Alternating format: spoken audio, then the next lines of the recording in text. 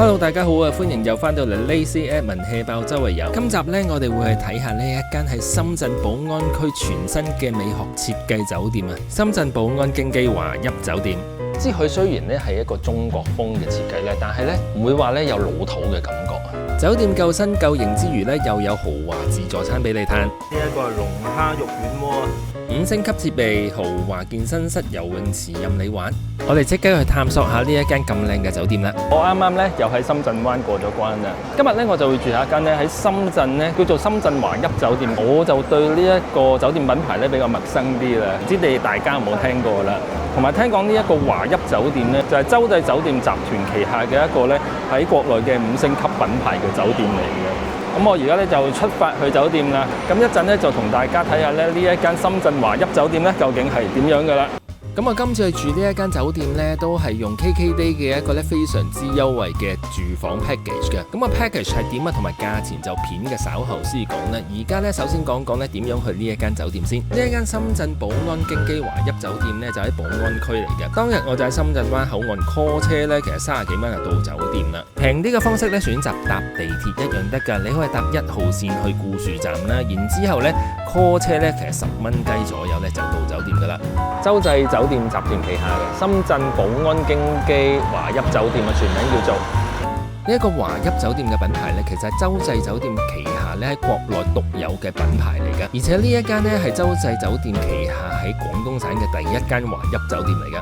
咁啊，隔離好似有啲靚靚地嘅住宅咁樣嘅，叫山海公館喎，隔離呢一個叫做咁啊，喺深圳灣 call 車過嚟幾多錢呢？36個8。咁啊，兜入嚟咧，行到呢一間酒店嘅門口啦，主要都係啲黑白色嘅 design 嚟嘅。離遠睇咧，呢一啲好似一塊石頭咁樣嘅，原來咧係一啲咧好似一個網咁樣嘅布。哇！一入到嚟酒店咧，就已經咧聞到一陣咧好香嘅香薰味啊！哦，幾靚喎，入到嚟。唔係好大，但係咧好似幾有氣派咁樣。呢邊咧好似一個舉明邑，好似一個 lobby lounge 咁樣嘅地方。好，而家去 check in 先。晚餐的話是6點鐘開始。就是哪個是自助餐、自助晚餐？對。對，自助晚餐。就是週末才有。對，週5、週6才有。目前來說是這樣子。早餐就是到明天是禮拜天，就是到10點半。對，是的，週6日是到那個10點半。那會有一個相對應的故事，你為什麼要挑這個名字啊？哦，了解。如果有客人感興趣，我們也可以把這個故事就是講給客人聽。對，好啊，謝謝你啊。好的，好的，電梯是前面有手邊就上去的哈。好，入住愉快哈，謝謝。好，謝謝。咁咧就好得意嘅，佢哋咧每一個員工咧都要改一個咧好似藝名咁樣嘅，比較咧中國風咁樣嘅藝名嘅。咁啱幫我 check in 嗰位小姐咧叫做楊飛，唔係王菲。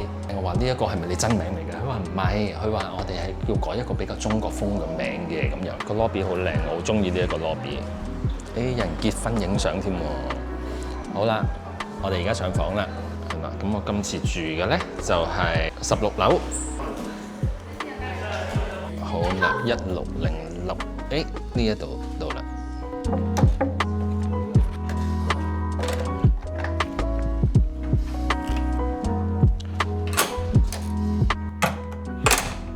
好，入到房啦，而家做個房間開箱先。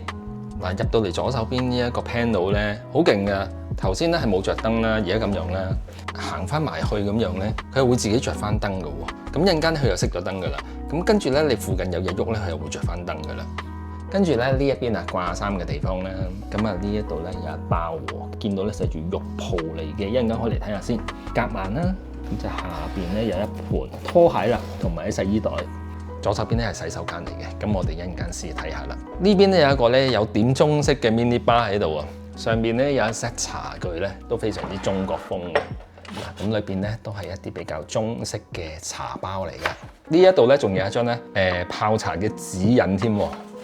咁底下咧呢一個透光嘅地方咧就係個 mini bar 啦。咁但係咧頭先個 reception 嘅同事話咗啦，呢啲 mini bar 咧暫時都係要收費嘅，佢哋未 offer 有免費嘅 mini bar。個房咧其實幾舒服啊！即係佢雖然咧係一個中國風嘅設計咧，但係咧唔會話咧有老土嘅感覺啊！即係佢都係用一啲咧非常之簡潔啦，同埋咧係一啲比較 update 嘅 design 嘅元素咧，再加入一啲中國風啊！咁你就唔會覺得咧好似涼涼地嗰一種咯。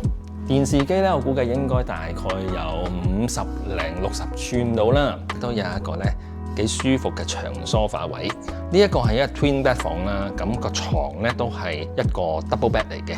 兩邊床側邊嘅 panel 咧都有插蘇位啦，都有傳統 USB 位啦，亦都有新嘅 Type C USB 位啦。燈咧上邊都幾靚喎，係一個咧有啲暗花咁樣嘅玻璃嚟嘅。跟住一個咧藍牙喇叭啦，可以充埋電嘅。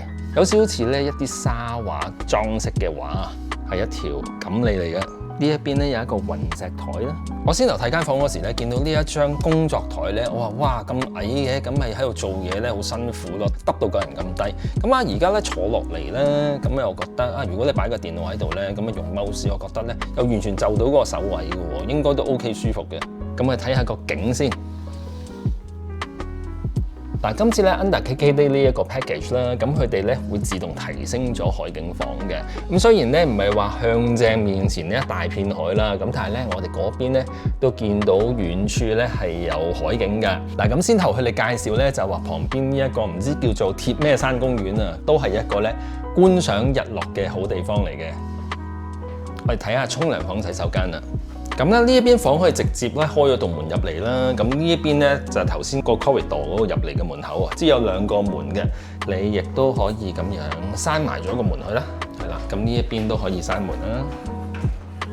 咁當你開咗佢嘅時候咧，你整體成個房咧嘅感覺會覺得更加大啦，乾濕分離啦。呢一邊咧就係大口仔嘅，咦入嚟就馬桶蓋自動打開嘅喎，咁跟住呢一邊咧 shower 嘅地方啦。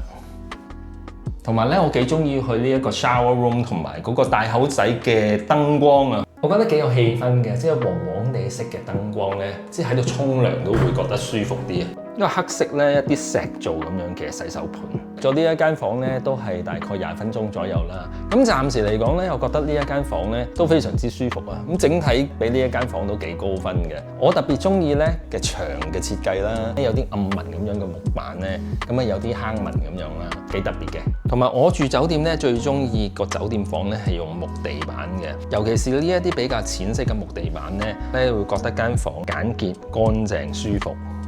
另外再加上咧呢一間房咧個天花板嗰個 design 啦，嗱佢唔係一個咧普普通通白晒嘅天花板嚟嘅，佢有啲一條條嘅坑紋咁樣咧，加上咧兩邊咧係一個圓拱形咁樣嘅 design 嚟嘅，會唔會覺得咧好似咧我哋以前咧有一啲竹定係藤做嘅籃咧屈咗兩邊，跟住中間咧積咗有啲窿窿咁樣嘅藤嗰啲器皿咁樣。呢一間房呢，我就覺得非常之舒服嘅。咁唔知你睇完呢，又覺得啱唔啱你嘅 feel 呢？另外好多時我做啲酒店開箱呢，就有啲觀眾留言問啊，酒店樓下呢，有冇嘢食，有冇嘢買啊？咁呢一間酒店呢，雖然佢樓下或者旁邊都唔係有大型嘅商場，咁但係呢，佢因為側邊呢都係一個大型嘅屋苑嚟嘅，所以都不乏一啲中小型嘅餐廳啦、便利店或者係小型超市咁樣嘅。今日翻上房攤唞下先，好試下呢個長梳化先。啊，都幾舒服喎！落到嚟3樓咧，左手邊呢一度咧就係一間食麵嘅餐廳啦，叫麵家啦。咁呢一邊咧就係一個全日餐廳 all day dining 啊，叫做鮮豔啊。咁呢一個麵家咧，其實同呢一邊全日餐廳咧，其實係兩個餐廳嚟嘅。咁佢話早餐嘅時候咧，就會用埋麵家呢一邊啦，可能啲煮麵嗰啲咧會過埋嚟呢度食嘅。咁咧今晚咧就係嚟呢一度食自助餐嘅啦。跟住呢度再入去咧，就係一個食中菜嘅餐廳啦。呢個中餐廳未開，夜啲過嚟再睇。我就特別中意咧喺大堂旁邊嘅呢一個 lobby lounge。呢個上面嘅燈飾轉喎。呢一度咧有得泡茶之餘咧，仲有毛筆字俾你練習。呢度嘅 design 咧，佢真係好靚嘅，真係結合咧中華文化、生活美學結合於一身。可惜今次咧就無暇喺呢一度咧食件餅飲杯嘢啦，因為咧轉個頭就準備上去食 package 包嘅 dinner buffet 啦。不過咧睇 dinner buffet之前咧都講一講啦，我今次住呢一間酒店咧究竟係用啲咩 package 嘅優惠價嚟住嘅咧？今次咧就係用咗 KKday 一個好抵嘅 package 啊，咁包咗一晚房間啦，跟住包雙人自助早餐，更加包埋咧一個好豪華嘅雙人自助晚餐，而且間房咧會由高級房提升去海景房嘅，一個非常之抵嘅優惠價錢啊，1082蚊，即人均咧540蚊左右咧就可以住到一晚咧海景房，加埋咧包你2餐自助餐啊！咁我就望下其他訂房平台咧，講緊咧住一晚房啊冇得 upgrade 啦，跟住咧淨係包自助早餐咧都要差唔多1000蚊嘅。咁呢個 package 咧只賣星期5、星期6嘅啫，咁啱晒啦！我哋大家咧 weekend 放假去嘆翻一晚。如果你想再平啲嘅咧，其實 KKday 上面仲有另外一個選擇㗎，只需要800蚊咧已經包一晚高級房啦，跟住雙人自助早餐，再包多一個雙人招牌麵。咁呢一個 package 咧冇日子限制嘅，星期一至日都可以用嘅。另外所有嘅 package 咧都會再送一個舉名入新時茶會品茗嘅，之下就3至5點鐘，俾你喺個靚靚嘅地方咧嘆翻杯中式茶。咁我喺呢一條片嘅資訊欄咧都擺咗關於呢一個 package 條 link 喺度嘅，咁大家 click 入去咧就可以睇多啲關於呢一個 package 嘅資料啦，或者係可以直接訂房嘅。好啦，而家即刻睇個 dinner buffet先。呢中式食品呢，板栗燉五花肉、芥蘭炒臘腸，裏邊呢有避風塘蒜香骨、麻辣雞軟骨啦，黑椒炒煙菇牛肉、迷迭香烤蜜汁清遠雞喎，三絲炒麵、炒飯、魚啦，有紅酒燴牛肉啦，有呢個拋子金蘭炒豬頸肉，度呢係燒烤啊！有羊架啦，有啲好似青魚啊，跟住有牛啦，有串燒、豬雜，應該係俾你打邊爐嘅配料啊，雞丸啦、蟹柳啦、腸咁樣嘅嘢啊，肉丸啦、豬潤嗰啲 friend 啦、肥牛、吊龍啊、五花子啦，哇，牛肉都好多樣啊，牛板腱啊。一人一鍋咧就係呢一個buffet嘅主打嚟嘅，咁頭先咧見到好多牛肉配料啦，咁我食咗嗰陣時熟食先，咁一陣間咧先至再攞啲火鍋嘅料翻嚟啦。嗱啱咧就侍應咧就奉上咗，應該每人都有一邊龍蝦啦，每人有一隻生蠔，每人有一隻鮑魚啊。跟住呢一度咧就係調味火鍋配料同埋啲醬汁。呢一個吊龍啊！牛肉火鍋、牛肉海鮮鍋啊，而家係8秒就掂㗎啦，啲牛肉。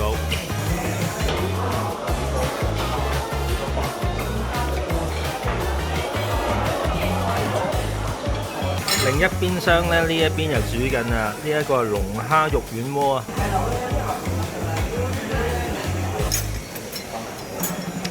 燉湯啊，勁多蝦。滾熱辣啦，跟住咧蒸海鮮啊，蒸嘅蜆啊，嗱呢一個唔可以生食嘅，呢一個要嚟打邊爐嘅蜆啦、蝦啦，仲有啲蠔啦，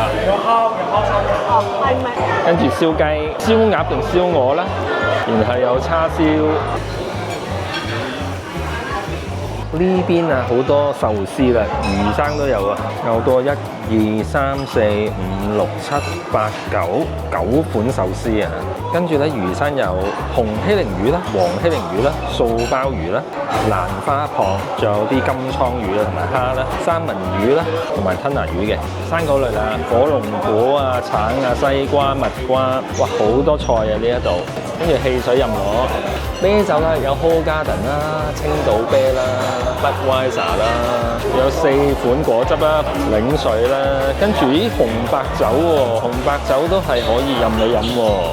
我想話咧，切魚生啊師傅咧堅大手筆啊！你睇下我一個人攞咧，都係攞咁大堆三文魚啊、吞拿魚啊，同埋呢一啲貝啦，我係要叫住佢停，我話夠啦夠啦夠啦咁樣，我話唔使再切啦。嗱，啱啱咧拎咗啲2間佛跳牆嚟啊，有個佛喺度嘅。打邊爐嘅蠔之外咧，佢亦都有呢一啲焗蠔嘅。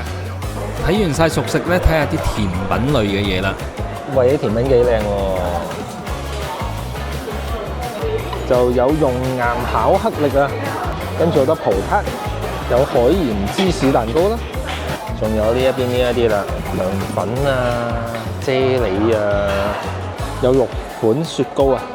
我就其實一向唔係好食甜品嘅，不過見佢哋呢一度啲甜品賣相都幾靚啦，咁就破例啦，都攞咗一紮嚟試下。呢一個晚餐buffet呢，我覺得都幾啱香港人口味嘅。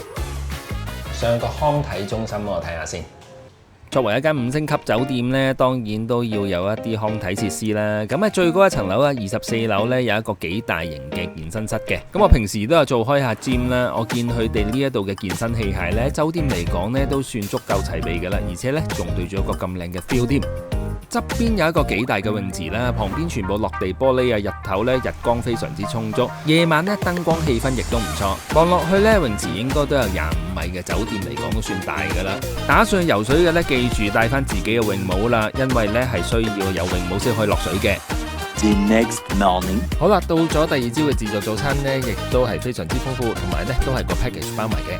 麵包、蛋糕種類呢，各式其色非常之多啊，又有熱香餅啦，中西嘅熱食項目呢，亦都非常之唔錯㗎。咁但係呢，我就唔逐一細講啦。另外呢，粥嘅種類呢，亦都有3、4款喺度嘅。